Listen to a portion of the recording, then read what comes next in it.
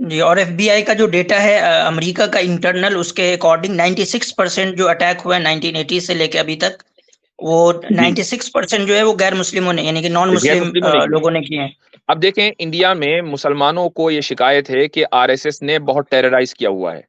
क्या आप आरएसएस को टेररिस्ट ऑर्गेनाइजेशन मानते हैं? हेलो सर, नमस्कार। हेलो। आदाब आदाब। जी, बताएं। मुफ्ती साहब तो बहुत अच्छी बात करते हैं। मुझे सर सिर्फ एक चीज़ पूछना है सर, जैसे कि जिस तरह से आप इस्लाम को बताते हैं, पोर्ट्रे करते हैं, उसे काफ़ी पीसफुल रिलीजन लगता है।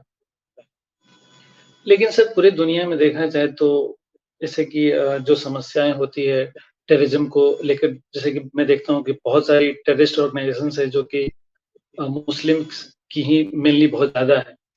तो क्या लगता है कि इन टेररिज़्म्स का जो ऑर्गेनाइज़ेशन है उसको ये कैसे आ रहा है ये? क्या मुस्लिम कॉन्सेप्ट्स ये लोग ये मतलब इस्लाम का कॉन्सेप्ट नहीं फॉलो करते हैं या फिर क्या है ये? कुछ समझ में नहीं आता है इस चीज़ को। इस चीज़ पे अपना मुफ्ती साहब, प्रकाश इनके डालें। एक्सप्लेनेशन से पहले मैं इनको एक करेक्शन कर दूं कि आपने जो ये बात कही है ना कि टेररिज्म जो है वो ज्यादातर मुसलमान करते हैं या मुस्लिम, यानी कि इन्फ्लुएंस्ड लोग होते हैं, इस्लामिक आइडियोलॉजी से इन्फ्लुएंस लोग होते हैं, ये फैक्चुअली गलत है। ठीक है, ये बात गलत है कि टेररिज्म ज्यादातर मुसलमान करते हैं। हाँ, कुछ टेररिज्म की एक्टिविटीज है जो मुसलमान कर रहे हैं, लेकिन ज्यादातर जो है वो गैर मुस्लिम कर रहे हैं, नॉन मुस्लिम कर रहे हैं। तो ये बात अब रखें, फिर आगे इंशाल्लाह हम आगे बात बढ़ाते हैं। तो मतलब कि कैसे नॉन मुस्लिम कर रहे हैं, इसके बारे में कुछ बताएँ? आप डेटा उठा लें ना दुनिया का, जो आप यूएसए का डेटा उठा लें। आप इंडियन गवर्नमेंट के वेबसाइट पे जाएं, जहां इंडियन गवर्नमेंट ने जो टेररिस्ट की लिस्ट दे रखी है, उसमें से आधे भी नहीं है मुस्लिम, जिसका नाम जो है आपको यानी कि मुस्लिम ऑर्गेनाइजेशन जैसे लगते हो। आई थिंक 52 या 53, यानी इंडिया के अंदर इंडियन गवर्नमेंट ने 52 या 53 ऑर्गेनाइजेशन को अंडर टेररिस्ट एक्ट जो है वो दे रखा है। उसमें से जो आधे से भी कम मुसलमानों के हैं। तो ज्यादा तो यानी कि गैर मुस्लिमों के है ना, नॉन मुस्लिमों के है ना। अच्छा, ये जो लाल सलाम वाले अटैकर्स हैं, जो बिहार और झारखंड वगैरह में और इसी तरीके से उड़ीसा में हैं, क्या आप उनको टेररिस्ट मानते हैं या नहीं मानते? बिल्कुल, जो भी मतलब कि अगर मानते हैं ना?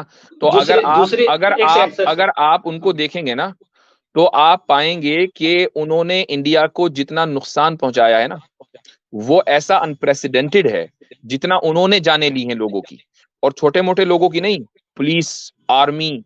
और जनाब छत्तीसगढ़ में तो पूरी कांग्रेस पार्टी की पूरी कयादत ही निमटा दी थी। वो सारे मुसलमान नहीं थे, वो सब हिंदू थे। और मतलब अभी भी देखेंगे जो हमारा एनुअल ईयरली डेटा है इंडिया का, कि जिसमें जी, वायलेंस डेथ जिससे ज्यादा हो रही है वो नक्सलिज्म है, ना कि यानी कि जिसको सो वही कॉल्ड वही मैं कह रहा इस्लामिज्म कहा हूं, जाता है। इसी को मैंने कहा। तो नक्सलिज्म जो है आज भी ज्यादा, यानी कि डेथ के कॉजेज हैं, लेकिन उसको उसको पोर्ट्रे नहीं किया जा रहा उस तरीके से, कहीं खबर नहीं पड़ रहा है आप। अब मैं आपको बताता हूं कि इस वक्त जो है, जो स्टैटिस्टिक्स हैं टेररिज्म के ऊपर, उसमें यह कि 2013 में, कोई ज्यादा पुरानी बात नहीं है, 9 साल पहले की, there were 152 terrorist attacks in Europe. Only 2 of them were religiously motivated. तो 152 टेरर अटैक में 2 रिलीजियसली मोटिवेटेड थे। अगर, हालांकि इसमें इस्लाम का कोई जिक्र नहीं है, लेकिन चलो मैं इसको इस्लाम के, मुसलमानों के खाते में डाल दो, तो 152 अटैक्स में से 2 मुसलमानों ने किए, तो भैया 150 किसने किए?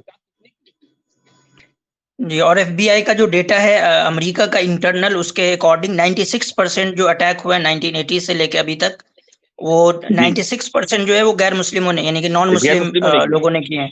जी, एग्जैक्टली इसी तरीके से 96%। मैं आपको एक और रेफरेंस बता देता हूं, यूरोप का ही बता रहा हूं। Between 2006 and 2010, member states recorded 2131 terrorist attacks in the EU, and only 8 were Islamist. 2006 से लेकर 2010 तक जो यूरोपियन यूनियन के जो मेंबर मुमालिक हैं, उसमें उन्होंने रिकॉर्ड किया 2131 टेररिस्ट अटैक, जिसमें से सिर्फ 8 इस्लामिस्ट ने किए थे इस डेटा के मुताबिक। For those of you keeping score, that means Muslim terrorist were responsible for a merge 0.3% of EU terrorism during those years. So only 0.3% terrorism attacks जो हैं, या टेररिस्ट अटैक्स, वो मुसलमानों के खाते में आप डाल सकते हैं। ठीक है, अगर डालना है। ये तो यूरोप में हो गया। अच्छा, अमेरिका का बता देता हूं मैं आपको। इसमें approximately 60 were carried out by Muslims. In other words, approximately 2.5% of all terrorist attacks on US soil between 1970 and 2012 were carried out by Muslims. This is a tiny proportion of all attacks. 1970 से लेकर 2012 तक जितने America में terrorist attacks हुए हैं, अगर आप मुसलमानों के खातों में वो 60 अटैक्स डाल दें तो 2.5% बनते हैं। ये तो हमारी ज़कात है। ये ज़कात का निसाब है। तो जी साहब, ये बेसिकली एक मिथ है जिसको हम तो ये आप जिस बेस पे बात करना है वो बेस ही गलत है जी। तो पहले तो आपको ये अंडरस्टैंडिंग डेवलप करनी है कि जो टेररिज्म और इस्लाम या मुसलमानों का जो है एक लिंक आमतौर पे माना जाता है वो ही गलत है, सिरे से गलत है वो। अब आगे बात कर सकते हैं। जी, अब बोलें।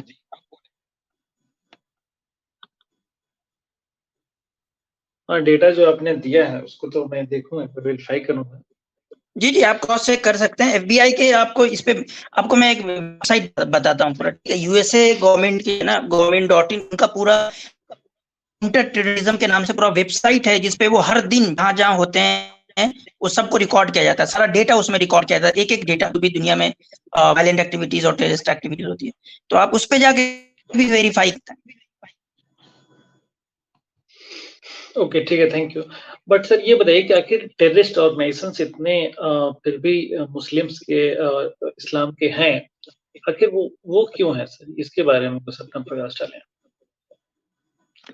नहीं, एक तो मुझे आप ये जब- बता दें कि चलिए मैं आपकी बात का जवाब दूंगा। आप टेररिज्म को जरा मुझे डिफाइन कर दीजिए।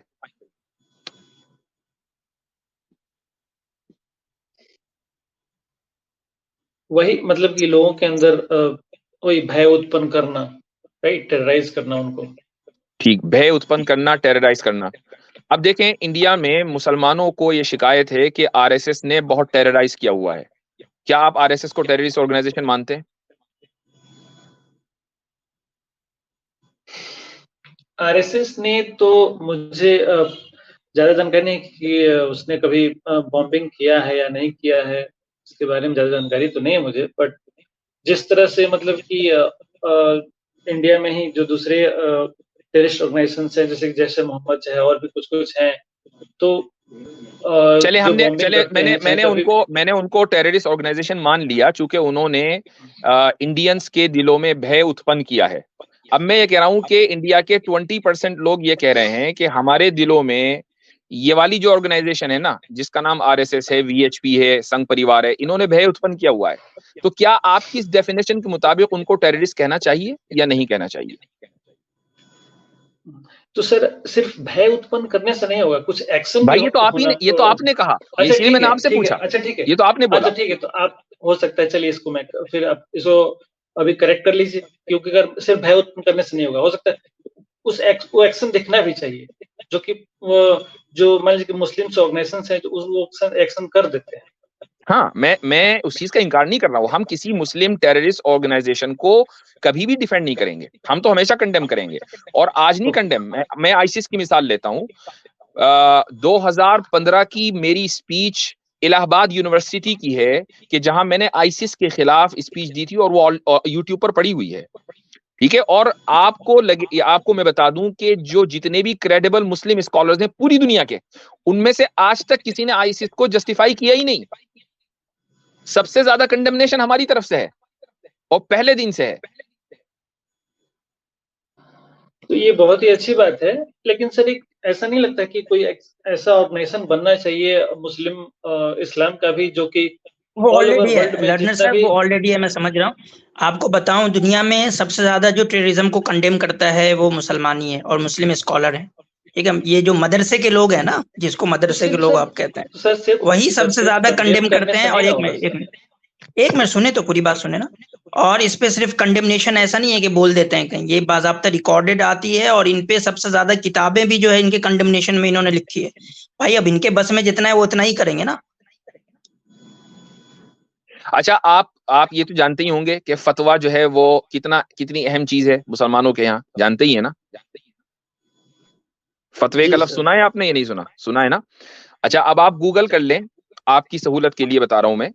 2008 में देवबंद ने टेररिज्म के खिलाफ फतवा दिया हुआ है, ठीक है, टेररिज्म के खिलाफ। पूरा कॉन्फ्रेंस किया था शायद उन्होंने, पूरी कॉन्फ्रेंस हुई थी देवबंद में पूरी कॉन्फ्रेंस हुई थी, सारे इंडिया के जितने बड़े बड़े स्कॉलर्स थे वो आए थे, उसकी वीडियो भी मौजूद है, वो भी देख सकते हैं, यूट्यूब पर पड़ी हुई है।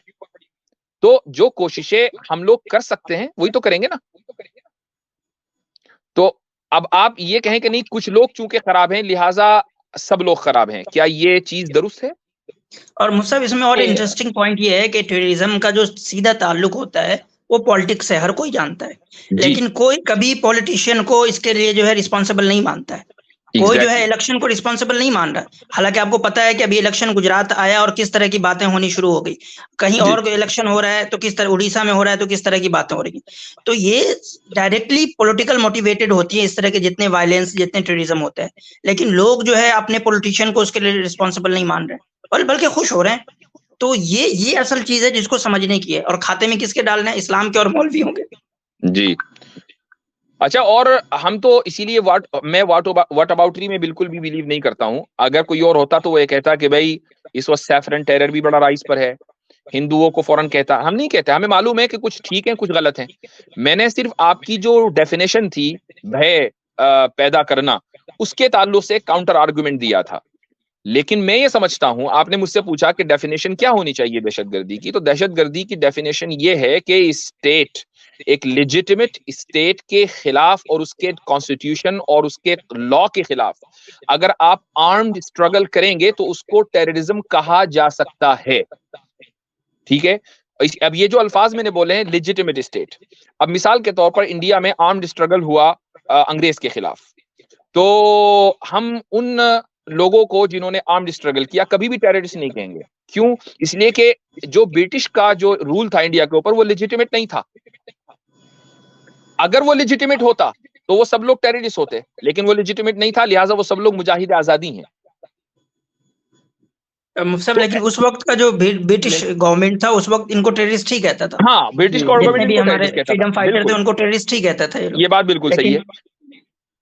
यही वजह है कि टेररिज्म की कोई भी डेफिनेशन ऑब्जेक्टिवली एग्रीएबल नहीं है, पॉसिबल नहीं है, क्योंकि जिनको आप मुजाहिद आजादी कह रहे हैं दूसरे उनको टेररिस्ट कहेंगे, और जिनको दूसरे टेररिस्ट कह रहे हैं उनको आप मुजाहिद आजादी कहेंगे। मैं उसकी एक मिसाल दे देता हूं। बलूचिस्तान में जो लोग सेपरेटिस्ट मूवमेंट चला रहे हैं, पाकिस्तान उनको टेररिस्ट बोलता है, लेकिन बाय इंडियन स्टैंडर्ड वो टेररिस्ट नहीं है, वो आजादी के लिए जंग लड़ रहे हैं। अब मुझे बताइए कि वो टेररिज्म को कहें या मुजाहिद आजादी कहें?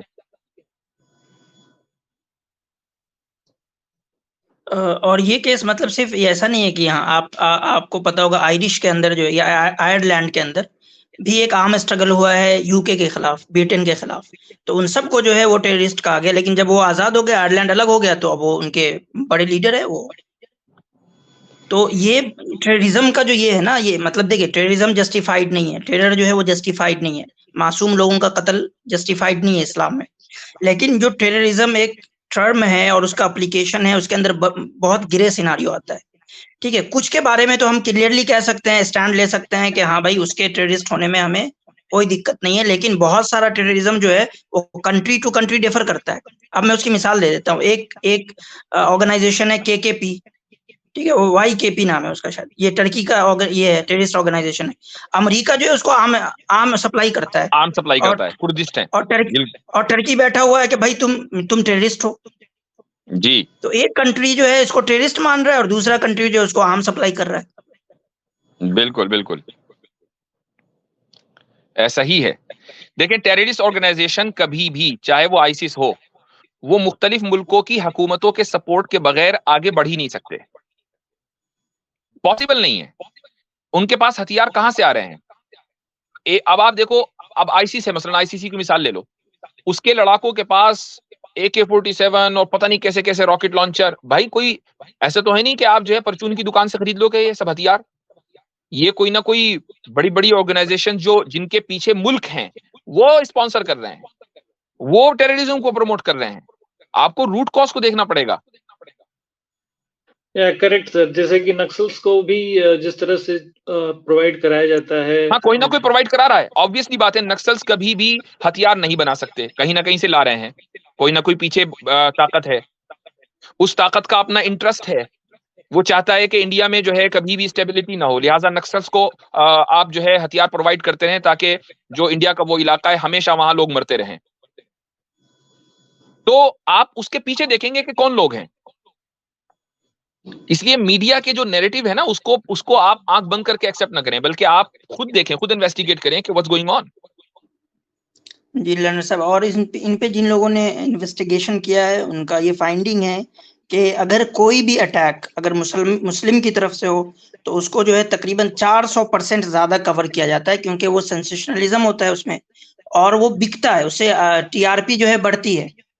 तो ये इस्लामोफोबिया का और टेररिज्म का जो है ना एक डायरेक्ट कनेक्शन है। ठीक है लर्नर साहब, आई होप कि आपका टेररिज्म के हवाले से जो एक मिसकंसेप्शन है मुसलमान और इस्लाम को लेके वो इंशाल्लाह खत्म हो गया होगा। ठीक है, थैंक यू सर। जी वेरी वेलकम।